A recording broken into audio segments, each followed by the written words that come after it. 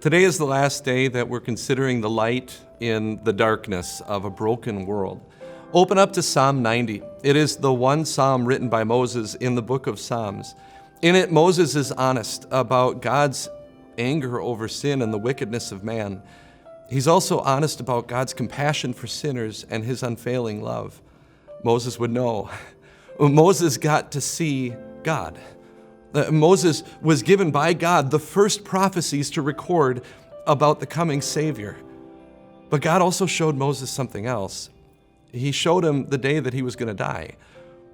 You see, Moses had led the people of Israel for 40 years in the desert, and they had come right up to the point of getting into the promised land. They were right at the border.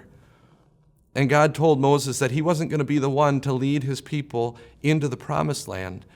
Instead, it was time for him to go to heaven. So Moses said goodbye to his people that he loved and had guided as his own children in the desert for those 40 years, and then he went to die. But before he died, God did something awesome for him. He took him up onto a top of a mountain that overlooked the promised land called Mount Nebo. And there he showed Moses everything that he was going to give to his people through Moses' work, through all those years marked with pain and sin and death. And as he looked, he saw the promised land, a land filled or flowing with milk and honey. He saw the streams and the rivers. He saw the fields and the flocks.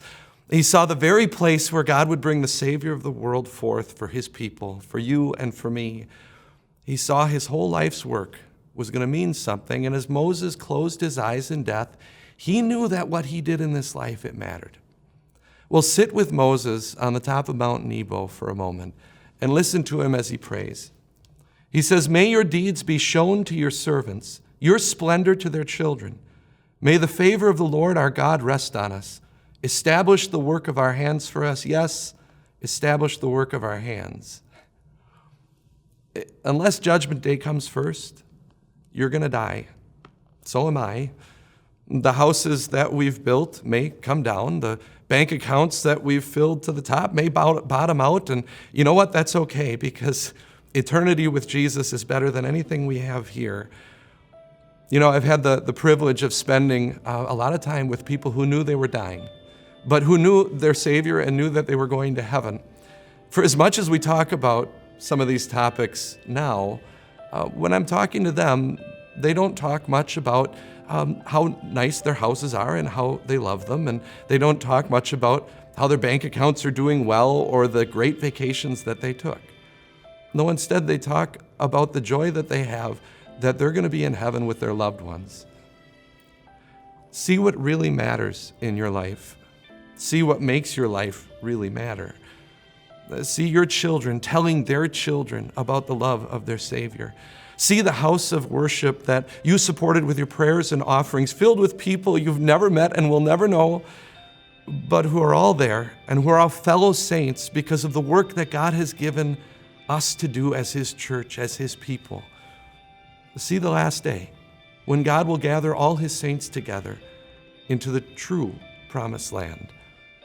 See that, and you'll see God's compassion. See that, and you'll see what lies beyond the darkness. Hey friends, you may or may not know that Time of Grace Ministries is 100% donor supported. You know what that means? We wouldn't be here without you.